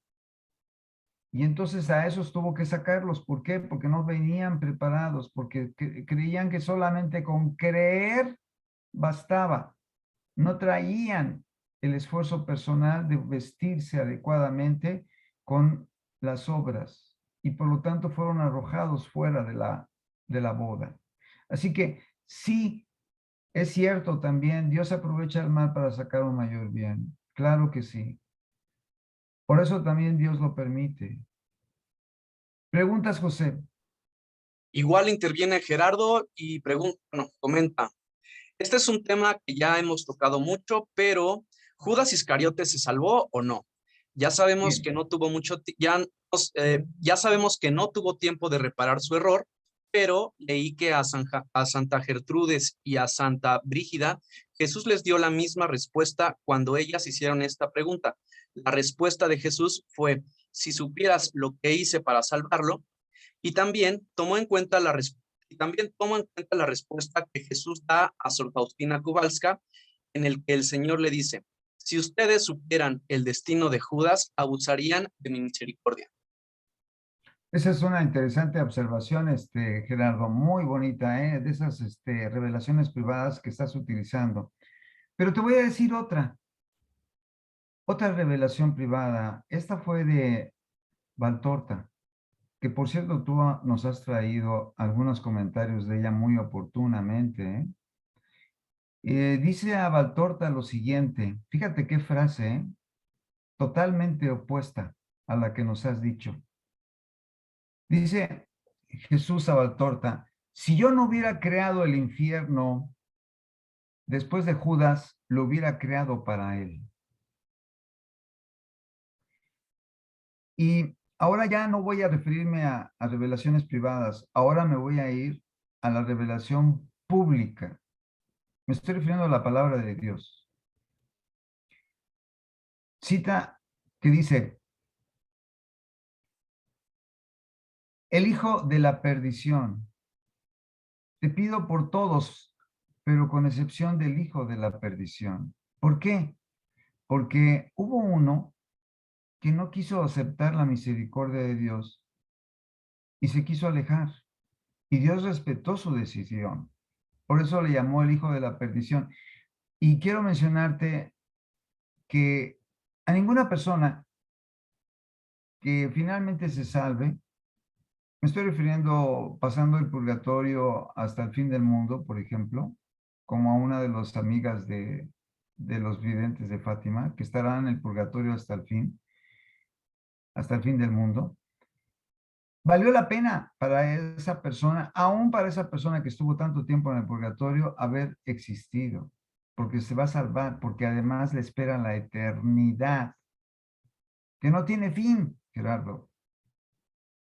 Por lo tanto, más le valiera no haber nacido, el hijo de la perdición no puede ser más que para el que se perdió, no para el que finalmente se salvó. Otra, acabo de mencionarla, más le valiera no haber nacido. Cualquier persona que finalmente se salvó después de pasar aún en el purgatorio hasta el fin del mundo, valió la pena haber nacido, porque le espera la eternidad. Oye, Mario, Sí, perdón, ¿y no cabría la posibilidad de que metafóricamente se esté refiriendo a todo aquel que se pierde? O sea, porque todo el que se va a perder, pues es el hijo de la perdición, y todo el que se pierde, pues más le valdría no haber nacido. ¿No sería metafóricamente que se refiera a todo aquel que se va a perder?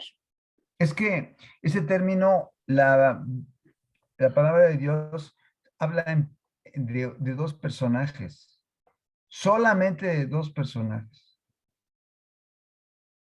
No se aplica a ningún otro ser humano. ¿Por qué? Porque en otro ser humano puede haber una esperanza de salvación. Pero hay dos que casualmente escogen la condenación. Uno que ya existió y otro que está a punto de manifestarse. ¿Quiénes son? Judas y el anticristo. Correcto. Muy bien, Silvia, ¿eh? Claro que sí. Así es. También en la palabra de Dios, en el Salmo 109, hay una cita muy bonita, muy interesante, donde San Pedro la utiliza para sustituir a Judas por otro. Y en ese salmo dice que en el día del juicio, esa persona que va a ser sustituida por otro, y por eso se escoge a otro apóstol que sustituya a Judas, y por eso siguen siendo 12 los apóstoles. Matatías es ese otro apóstol. Dice así: y en el día del juicio resulte condenado. Recuerden que la palabra de Dios no puede fallar. Es terrible. No se puede aplicar a ningún ser humano que haya existido todo esto más que a esos dos. Y, por lo tanto, de ningún otro ser humano podemos hablar de la posibilidad de que se condene, porque nosotros sabemos si en el último momento hubo arrepentimiento, pero sí sabemos que Judas se arrepintió, porque así lo dice el capítulo 28 de San Mateo, se arrepintió y por eso arrojó las monedas con que había vendido a Jesús al templo, sí, a donde estaban los judíos, los fariseos. Por eso se arrepintió. El problema es que se requiere, además de arrepentimiento, otro recurso que se llama para salvarse. Propósito de Es enmienda. cierto, muy bien, Silvia. Y pedí Propósito de perdón, enmienda. ¿no, Mario? Sí, pero en el propósito de enmienda está implícito, Villo, porque, por ejemplo, cuando tú tienes el propósito de enmendarte, dices, ¿sabes qué? La regué, vamos a cambiar, dame chance, le voy a pedir a la Virgen Santísima que interceda por mí, al mismo Jesús en la cruz, etcétera, etcétera, etcétera. Entonces, ahí está el propósito de enmienda. Y en cambio, en Judas no hubo propósito de enmienda. Judas quiso decididamente cometer un pecado contra el Espíritu Santo, que se llama la impenitencia final. O sea, él consideró que su pecado era tan grave que no tenía perdón. Y ese es uno de los pecados contra el Espíritu Santo. Y acuérdense lo que dice Jesús, otra cita bíblica. Fíjense que cuando hablamos de la palabra de Dios, no tienen ya nada que ver las revelaciones privadas. O sea, las revelaciones privadas son muy bonitas, muy interesantes, pero debemos darle su lugar, un lugar pequeñito frente a la palabra de Dios. Y dice Jesús que el pecado contra el Espíritu Santo no será perdonado ni en esta ni en la otra vida. O sea, Jesús estaba diciendo que en la otra vida hay también un sitio donde se perdonan los pecados. Y los protestantes no quieren reconocer que ese sitio sea el purgatorio. Llámenle como quieran, ¿eh? No se preocupen. El término del purgatorio no tiene importancia. Pueden ponerle el que ustedes quieran, pero finalmente que se entienda lo que dice Jesús, no será perdonado ni en esta ni en la otra vida. Por lo tanto, las frases son contundentes. Cada una de ellas son terribles. La respuesta es esa, Gerardo. con respecto a Judas, la dificultad de su salvación es enorme, o sea, es muy probable, lo más seguro, porque la palabra de Dios no puede fallar, y es una y otra y otra y otra, de que lamentablemente se condenó. Pero de ningún otro más, fuera de Judas y del anticristo, de ningún otro más podemos afirmar que esté en el infierno. Por lo tanto, roguemos y luchemos por todos los que han existido, sospechando que están en el purgatorio, y los que viven, para que no se condenen, porque de nadie fuera de esos dos tenemos la certeza de que se condenen. Fuera de esos dos, de nadie más. Por lo tanto, todos los demás son perfectamente salvables, no porque nosotros lo decidamos, sino porque cada quien decide si se condena o no. Cada quien. Y Dios respeta su decisión personal. ¿Quieres condenarte? ¿Quieres salvarte? Perfecto. Haz lo conducente para condenarte o para salvarte. Punto. No hay más. José, preguntas. Gerardo, otra pregunta sobre Judas. ¿Regresó las monedas como lo dice San Mateo o compró un terreno con ellas? Pues así lo dice el libro de los Hechos de los Apóstoles en el capítulo 1, versículo del 16 al 19. ¿Correcto? Sí. ¿Cuál es la pregunta, perdón? ¿Regresó las monedas como lo dice San Mateo o compró un terreno con ellas? Perdón, ya entendí la pregunta. Ok, perfecto, sí. Miren, resulta lo siguiente.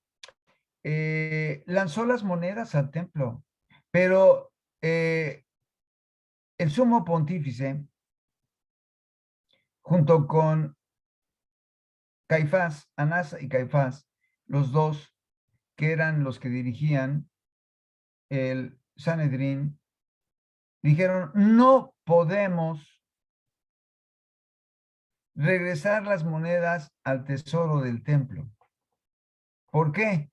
Porque es un dinero maldito. Con él se compró la sangre para que fuera condenado un ser humano. Y ellos sabían que había sido inocente. Por lo tanto, no podían ser regresadas las monedas al tesoro del templo.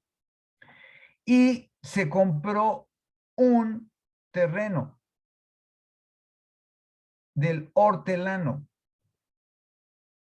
O sea, un terreno simplemente que estaba en venta y que al final de cuentas podría servir al Sanedrín más tarde que temprano en alguna cosa que se hiciera más adelante. Pero no regresó al tesoro del templo. Y no lo hizo Judas. Judas no tuvo tiempo de hacerlo. ¿Por qué? Porque Judas, después de que lanzó las monedas al templo, en su terrible desesperación, lo único que quería era quitarse la vida. Y nosotros, frente a los modernos Judas, tenemos que interrumpir ese camino diciéndole: cálmate, serénate.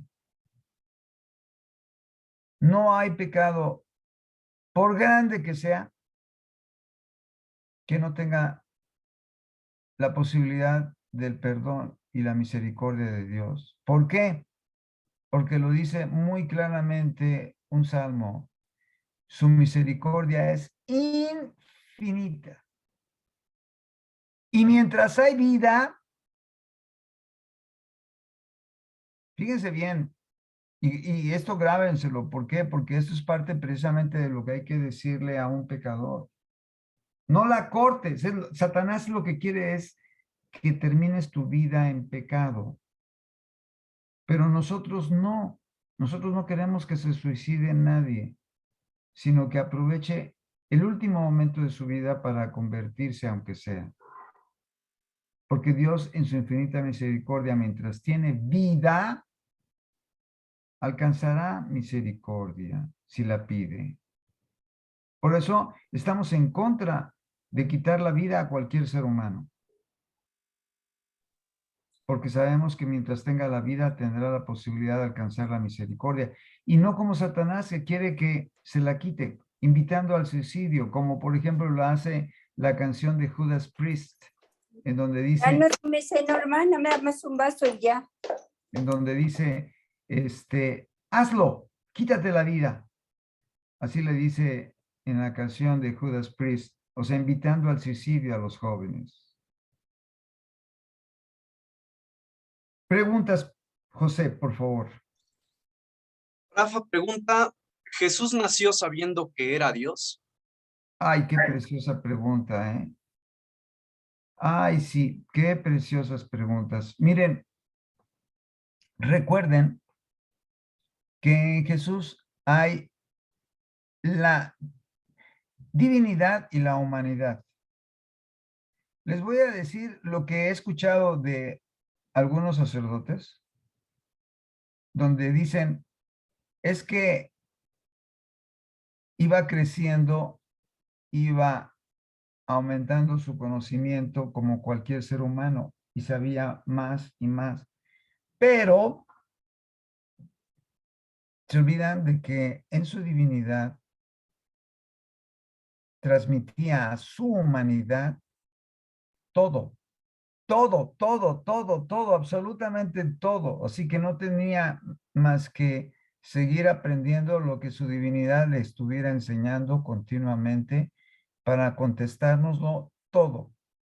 Por eso en una ocasión, Felipe, menciona el Evangelio de San Juan que le dice Felipe a Jesús, ahora comprendemos que lo conoces todo.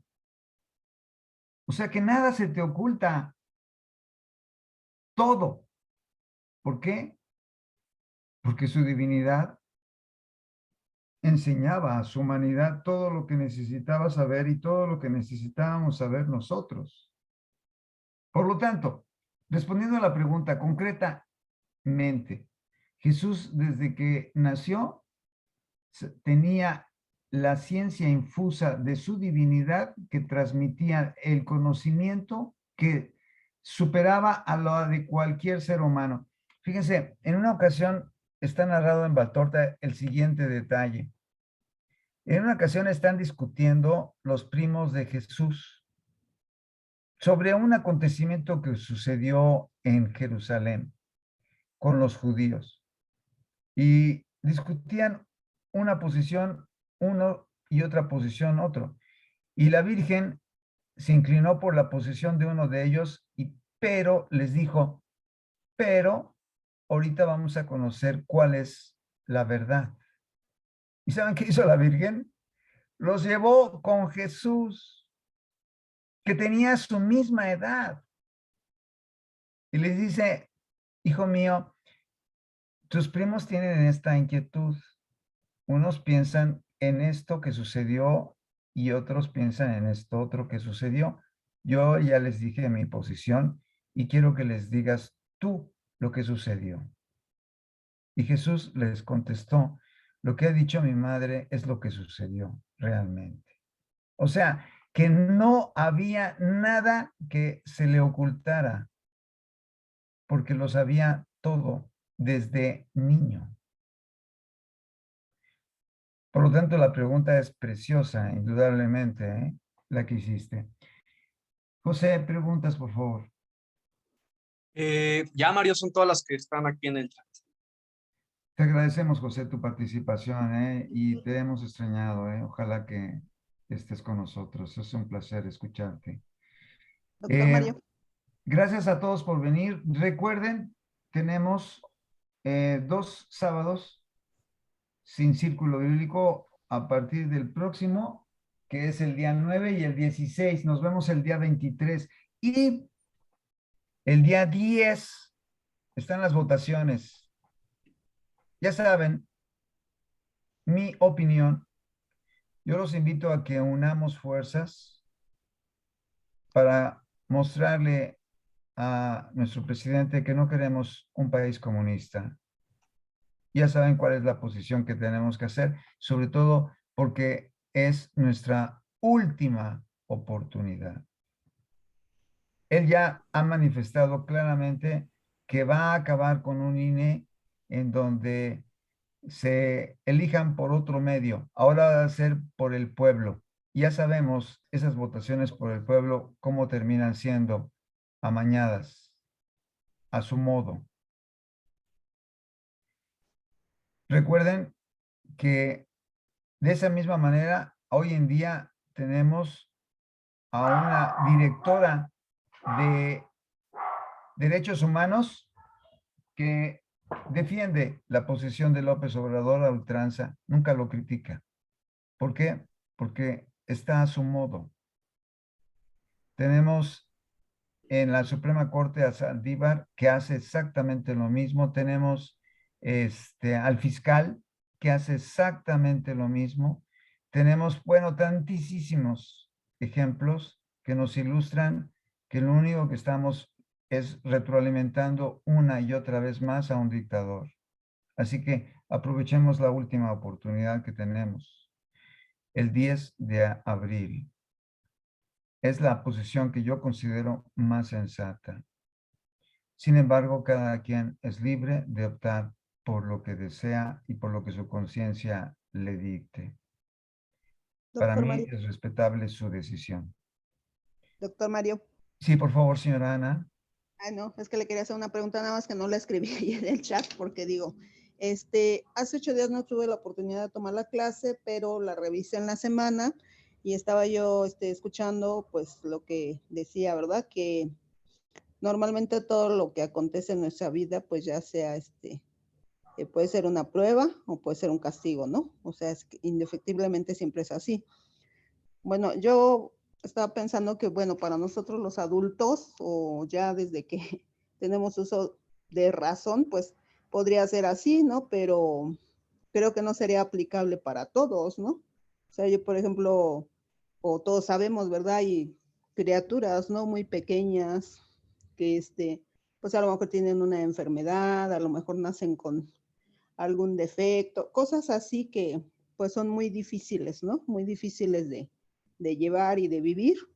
Entonces creo que para esas personas pues no se aplicaría esto, ¿verdad? De que es una prueba o es un castigo. O sea, y aún así yo pienso, todo lo que nos sucede a nosotros, o sea, eh, bueno, yo a veces pienso que simplemente es la consecuencia lógica de lo que vamos haciendo, de nuestros actos, de las circunstancias, no sé. Pero digo, aún así, pues dije, bueno, probablemente siendo un adulto, ¿verdad? Aunque haya sido consecuencia lógica de otra cosa o las circunstancias, bueno, yo lo puedo tomar o vivir como una prueba para crecer en santidad. O pues si no lo acepto y reniego, pues es para mí como un castigo, ¿no? Pero en el caso de las personas que son muy pequeñas, pues creo que no, eso no aplicaría, ¿verdad? Es una interesante observación, señora. Voy a contestar. Miren, una vez nos hizo una pregunta Carlos Padilla sobre quién es el autor de la salve. Salve Regina, que rezamos casi todas las clases al final. Y el autor es un personaje que tuvo las características de sufrir de niño una enfermedad que hacían que sus propios padres lo rechazaran. El pobrecito se movía, se contorsionaba, era una parálisis cerebral infantil. Y sus padres no lo querían, pero no sabían que ese niño lo había dotado Dios de una inteligencia extraordinaria. Así como sucedió con otro científico que, por cierto, acaba de morir, que tuvo esclerosis lateral amiotrófica y que vivió en Inglaterra y que estaba en una silla de ruedas. Stephen Hawking. Pues bien, para seguir con ese personaje, el primero, el pequeñito sufrió por el maltrato de sus padres, a pesar de la inteligencia que estaba dotado, súper dotado, que sus padres dijeron, no lo queremos. o se muere o lo regalamos. Y entonces los papás fueron a un convento benedictino y se lo llevaron y le dijeron al convento, miren, este semipequeño no lo queremos y si nosotros lo retenemos, lo vamos a matar, porque no nos sirve, nos resulta un estorbo. Y entonces los benedictinos le dijeron, ¿y qué quieres que nosotros hagamos? Pues que lo reciban, así de fácil. Pero es un bebecito que apenas vemos que está enfermo. Y entonces los benedictinos dijeron, lo vamos a recibir. Y lo recibieron.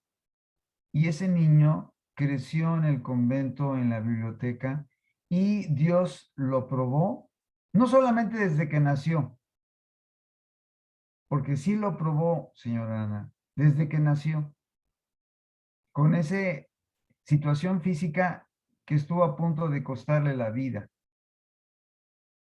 porque más tarde quedó ciego y quedó sordo. Y gracias a él tenemos la Salve Regina y otras oraciones que compuso. Pues quiero decirles que fue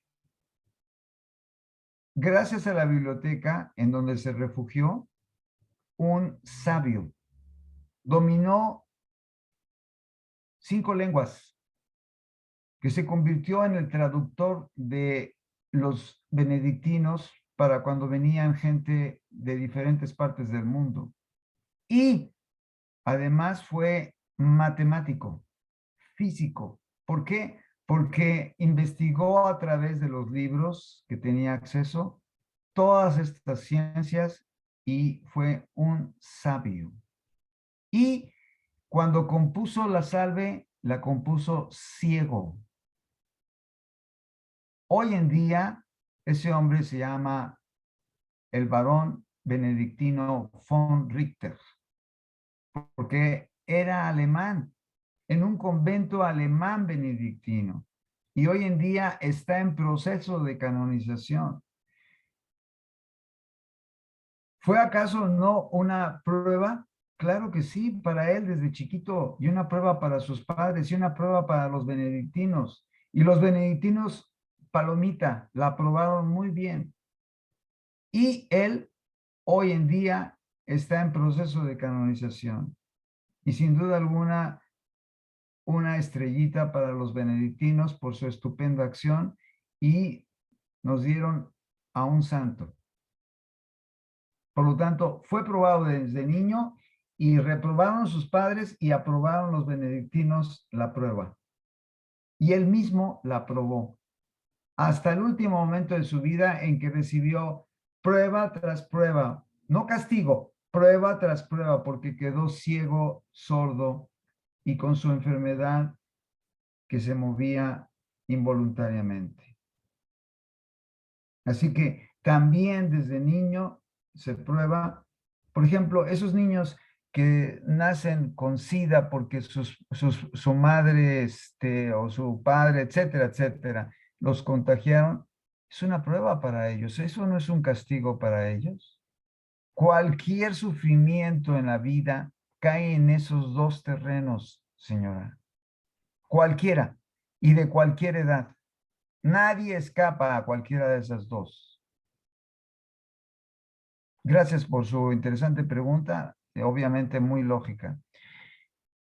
¿Hay alguna más que haya surgido, José? No. Perfecto.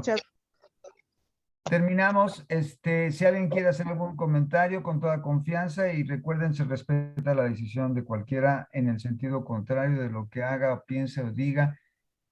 Finalmente, nuestra función y nuestra misión está solamente en exponer, y la decisión última la toma cada quien. Gracias por todas sus maravillosas preguntas. Yo les aseguro que sus preguntas son más maduras que muchísimos otros grupos. ¿Por qué? Porque son de gente más preparada, más culta, más llena de Dios. pero se los superaseguro, ¿eh? Se los digo porque conozco otros lugares. Gracias y que Dios los bendiga. Nos Doctor, ¿le vemos. puedo hacer una pregunta? Por favor, Marta. ¿El maíz hace daño? Porque dicen que ya tiene muchas sustancias químicas. Bien, mire, Marta, es probable que un maíz transgénico pueda Sí. ocasionar riesgos. Y usted me dirá, bueno, nosotros tenemos maíz natural. Sí, hay más maíz natural en ciertas áreas de la República, pero el maíz que nosotros compramos de Maseca, las tortillas, en la tortillería, etcétera, etcétera, etcétera, la mayor parte es transgénico. Que puedan Sí. tener riesgos a largo plazo, existe el riesgo. Claro que sí existe el riesgo. Hoy en día, por ejemplo, vemos con tanta facilidad que existen cánceres en las personas, que casi podemos decir, nos vamos a morir tarde o temprano, todos, o la mayoría, por un cáncer. ¿Y de dónde viene eso? Pues tanto transgénico, tanto químico que nosotros estamos consumiendo y que finalmente repercuten sobre nuestra salud y que pueden estar favoreciendo esta terrible enfermedad de la que difícilmente escapamos. Así que sí hay Doctor, ¿y el posibilidades. arroz? Hay posibilidades. Hay de las dos, sí, claro que sí. Hay maíz que no es transgénico. Por ejemplo, pero- sí, perdón. Marta, por favor, continúe. El arroz también está alterado. El arroz también está alterado, pero no tanto como el maíz. O sea, hay maíz, perdón, hay arroz que podemos comprar en bolsas que no está alterado, que no es transgénico. Fíjense, en Francia tienen ordenado Sí. que todo lo que sea transgénico se ponga en la bolsa del producto. Este es maíz transgénico, este es arroz transgénico. Todavía no hemos llegado nosotros a eso, pero créamelo, tarde o temprano vamos a llegar a eso porque eso es lo correcto. ¿Y por qué es lo correcto? Porque cada quien decide qué come. Por ejemplo, si yo... ¿Y el trigo? El trigo igual. Tenemos trigo no transgénico y también tenemos trigo transgénico. Miren, les voy a decir lo que hizo la OMS cuando obtuvo cosechas transgénicas. Ordenó la OMS que se quitara ese trigo por los riesgos a la salud de la gente. Y entonces, Sibayayi, que estaba manejando un químico, le dijo, si no quieres guerras, si no quieres revoluciones, si no quieres mortandad por hambre, vuelve otra vez a permitir el uso de estos químicos y de los transgénicos, porque es mejor que una persona se muera con el estómago lleno a que se muera con una bala con el estómago vacío. Y esa es nuestra realidad que hoy en día estamos viviendo, Marta. Desgraciadamente, los transgénicos tienen riesgos a nuestra salud. Y vaya si no, ¿eh? O sea, nada más consideren, por ejemplo, lo que sucedió en una laguna con un pez transgénico. Fíjense lo que pasó. Resulta que metieron un pez transgénico en una laguna y resulta que ese pez acabó con todos los peces naturales que había en esa laguna. O sea, es muy delicado el asunto de los transgénicos, de verdad, bien delicado. Y por lo tanto, no podemos ahorita afirmar lo que produzcan o no produzcan, pero sí hay sospechas muy elevadas de que tienen que ver con riesgos a la salud que hoy en día estamos presentando. Claro que sí. Por ejemplo, vemos con tanta facilidad que se presentan enfermedades que antes no se presentaban en personas jóvenes. Así que definitivamente hay algo ahí que pueda estar favoreciéndolo. Desgraciadamente en nuestro país todavía no tenemos la posibilidad de identificar lo que es transgénico de lo que no lo es, y por lo tanto estaremos comiendo lo que a lo mejor no nos gustaría comer.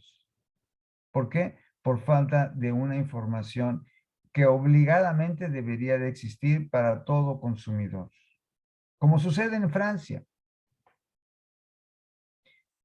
Por lo tanto, hay de los dos tipos de alimentos, Marta, pero desgraciadamente no podemos precisar cuál pertenece lo que comamos ahorita, pero sin duda alguna más adelante existirá eso, como sucede ahorita en ese país. ¿Por qué? Porque eso es algo que va con la dignidad humana, que cada quien decida lo que quiera consumir. Y gracias por su pregunta, Marta. ¿Hay alguna más, José? ¿O alguna que quieran? No, Mario, no. Gracias, Fer. Gracias, José.